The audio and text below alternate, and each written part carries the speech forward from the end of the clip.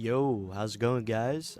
First thing I want to say, starting this video right away, is just thank you for 500 subscribers. It's pretty cool, and I don't know how 10 stone 500 subscribers is right now, because, a couple of you could unsubscribe in there, because, please don't do that. But yeah, so thank you for that. I just want to say that right off the bat. That's part of the reason for making this top 10 manga video, because I've been looking for an excuse to make one, because a while back I went and looked at one of my oldest videos, which is just talking about my favorite anime and manga, and looking at the 3x3 I had for manga in that video, my opinions have changed quite a bit since then. And so since then, I've been looking for an excuse to do a new video talking about my top 10, and here it is. So first honorable mention I got on my list is The Fable. I love The Fable. It's great. It would have been in my top 10 if I hadn't read some other manga. It's just a really fun action manga, and if you're not reading it, you're doing yourself a disservice. It's super fun.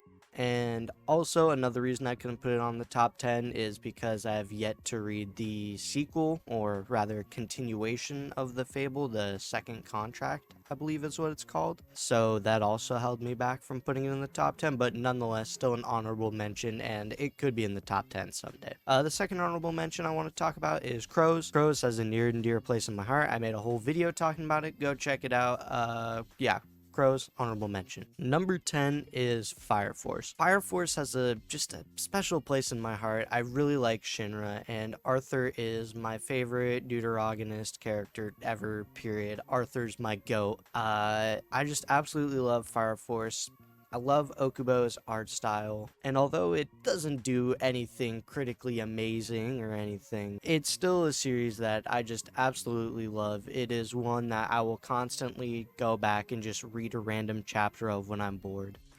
Next, number 9 is Rainbow. Rainbow is just a great series. The first 100 chapters, I'm not going to go into spoilers about the first 100 chapters and how the narrative develops, but I absolutely love it. It's just, I don't want to say a heartwarming series because it's definitely not a heartwarming series. It's not something that makes you feel good, but you definitely get really attached to the characters and you just want to see them win. And I truly have no complaints about it whatsoever. I think it's an amazing series with beautiful art. The pacing is good. The characters are good. So for that, it's at number 9. I love Rainbow. But we're gonna go on to the next manga.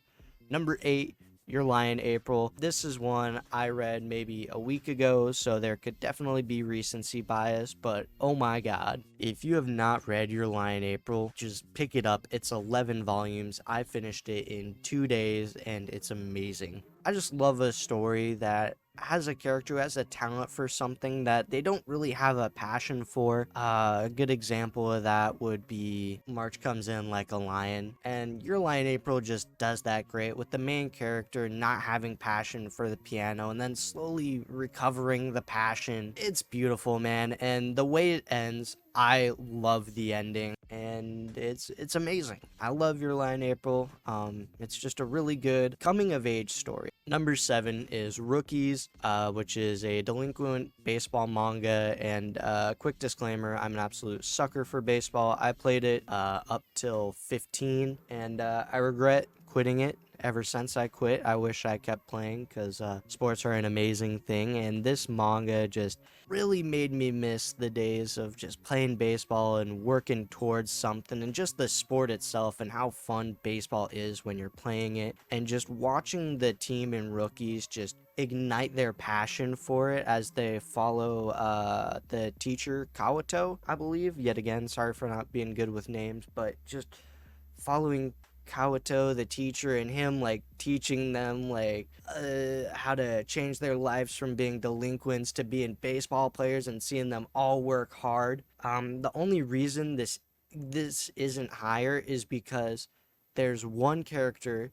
introduced kind of towards the middle that I do not fuck with. I didn't like him one bit. There was no point to him. He doesn't really go through any development in my opinion, but still, this manga just has a place in my heart that I love. And I know that some complaints are that it doesn't get to the first baseball game until like 50 chapters in. But the thing is me personally, I was okay with that because the delinquent bit of this manga for those first 50 chapters is so entertaining as you watch Kawato and you kind of get attached to all the characters, and then you finally see them play baseball and like you see the fruits of their labor or whatever it's called, and it's amazing. And I think the only other issue besides the one character I don't like is the fact that there isn't more, and that's such a good thing when it comes to a manga. Next, number 6 is Bleach. I absolutely love Bleach. It's my favorite of the big three, so there you go. Spoiler for ya. No One Piece, no Naruto. Really quick, if I had to rank the big three manga, it would go Bleach, Naruto, One Piece. That's just how it is. I do not think there is a single bad arc in Bleach, and I know that is a bold claim to make, and I'm not saying every arc in Bleach is good. I think the Fullbring arc is alright, but besides that, the Arrancar arc, the Soul Society arc, the Thousand Year Blood War arc, it's all just so good. I absolutely love Ichigo, and I couldn't tell you why. He's just a badass.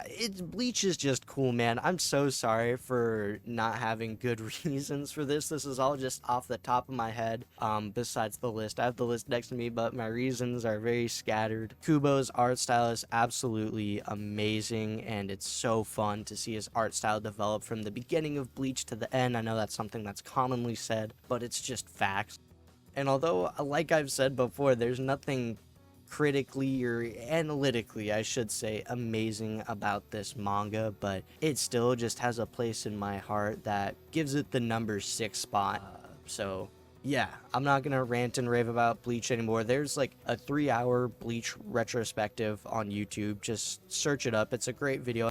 Number 5, we got Tokyo Ghoul. I'm so sad that this series is most of the time just passively mentioned as an edgelord series, because it is not. Like, you just need to read Tokyo Ghoul and you'll immediately understand like any bias you had towards it and calling it edgy was just unfounded. I did the same thing a lot. I would just ignore Tokyo Ghoul and any claims about it and just go, oh, that person's an edgelord and blah blah blah. Tokyo Ghoul is just so good, man. Wow, this video is getting me fired up because I'm talking about my 10 favorite manga. I didn't know I had this in me. It's just the art style too. Watching Tokyo Ghoul and we're including Ri in this, by the way. If Ri wasn't in here, Tokyo Ghoul would probably be in number 3 spot, honestly. And that's not saying Ri is bad. It's just the first, I want to say 30 chapters of Ri or so, to me, are very meh. But the rest of Ri is so cool, and Tokyo Ghoul itself is amazing.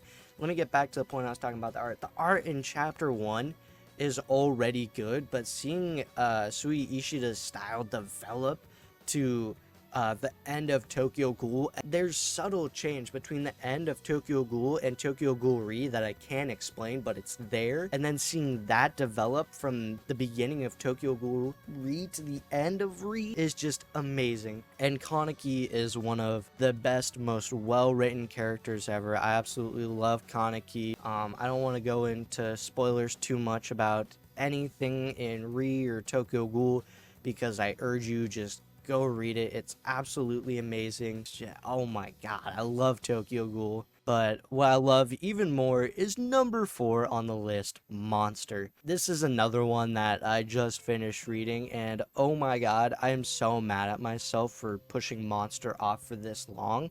I think the reason I pushed it off for so long was because I read Pluto probably a year ago at this point, and I wasn't the biggest fan of Pluto. I still think it's a very solid manga.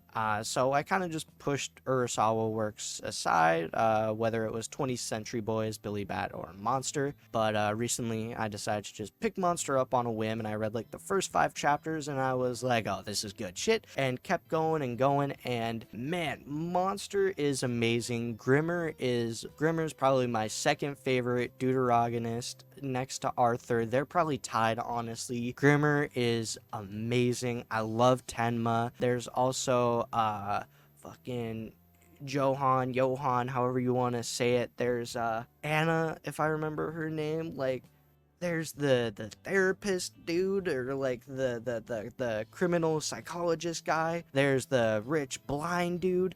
Like, there's just so many moving parts in it too that it's hard to not get sucked up into this world, if that makes sense. Like, nothing feels fake. Like, it doesn't feel like there's any plot conveniences. Everything feels like it is a perfect moving piece in this world, and all the characters feel so true to what they're doing.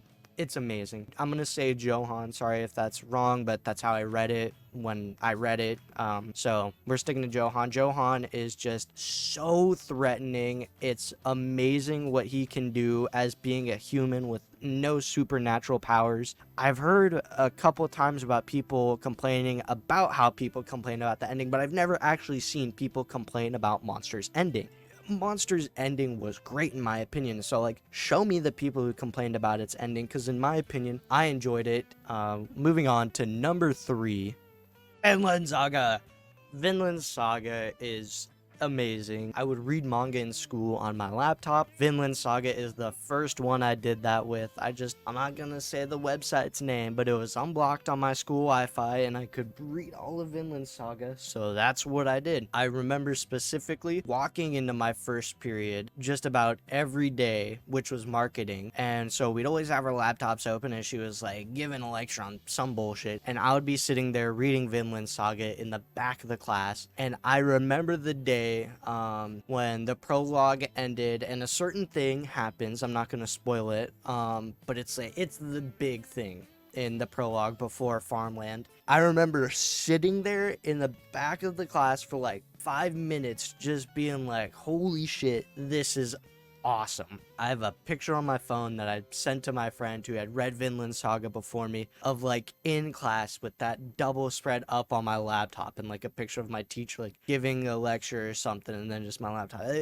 I'll see if I can find that picture and put it on screen, but it was just, oh my god, I absolutely love Vinland Saga. There's not a single bad part of Vinland Saga. I need to reread it soon because I've fallen like 10 chapters behind, and I just want to reread it so badly, man, especially with the hype of the second season, which I think is over by now. This is just a series that for some reason I have so much invested in. I don't know why, but I love Thorfinn, and just seeing him develop and like just grow as a person and like becoming an adult and like all this other shit. Vinland Saga is amazing. It's gonna be sad the day it ends. Number 2 is D.Gray-man. D.Gray-man is beautiful. That's the only way I can describe it. I don't think there's a single bad part. I think this manga is just an exponential up and up, and a lot of people might say it kind of gets confusing, but honestly, as you're reading it, it doesn't feel that confusing. And I can say now, after probably having caught up to it, I'd say probably a year ago at this point, it is kind of confusing to think back on it, but still,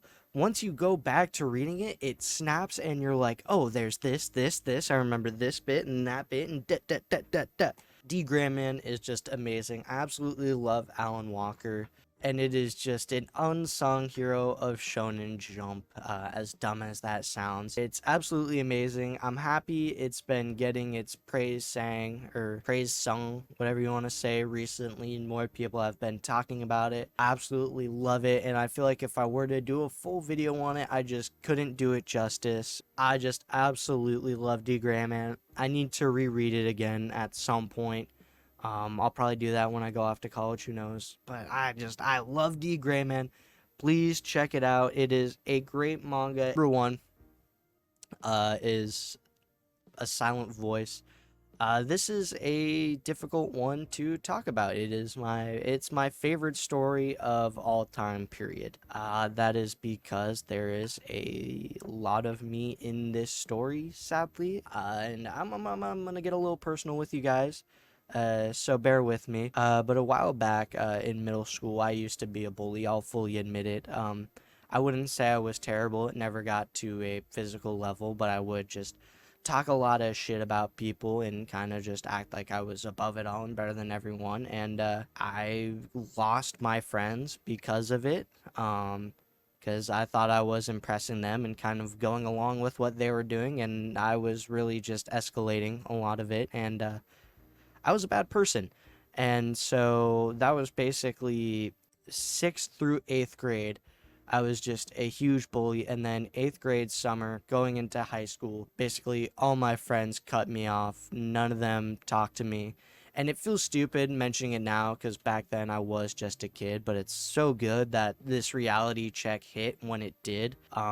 Because I kind of became super lonely and got way more into anime and came across A Silent Voice, and I watched it, and I just Shoya just resonated so much in me for some reason. And the manga made me want to be not the manga, the anime made me want to, not the movie, oh my god, just made me want to be a better person. And yeah, I don't want to say it saved me, as dumb as that sound, because I was never in peril, but it definitely saved me socially, I should say, and led me to a better friend group and just a better place in my life. And that's the movie, of course. And then a while back I just read the manga and I realized there's stuff cut from the movie that is extra in the manga and isn't really needed for the overall story, but still it's beautiful. A Silent Voice, the movies made me cry, the mangas made me cry. I absolutely love it. This is a story I will adore till the end of time. It's absolutely amazing. It's my number one because it means so much to me, and it made me realize that, like, oh, I don't want to be this person. And kind of seeing how Shoya, or however you want to say it, like, starts gaining friends after changing and blah blah blah blah, all this stuff. It made me realize that I can't keep being the way I was. And so yeah, it's my favorite story, period. It's hard to justify your number one, especially when it's something that resonates with you so deeply. And I hope I've done a good job at it, especially because this will always be my number one. But yeah, either way though, that's been my top 10 manga. I really wish I had a script for this because this is very uncoordinated. Thank you for 500 subscribers. Let me know what your top 10 manga are, or just your top 3, your top 1, whatever. But yeah, that'll be it. Thank you guys so much for watching. If you enjoyed, please like. If you want to see more, please subscribe. Yeah, that's going to be it from me. Peace.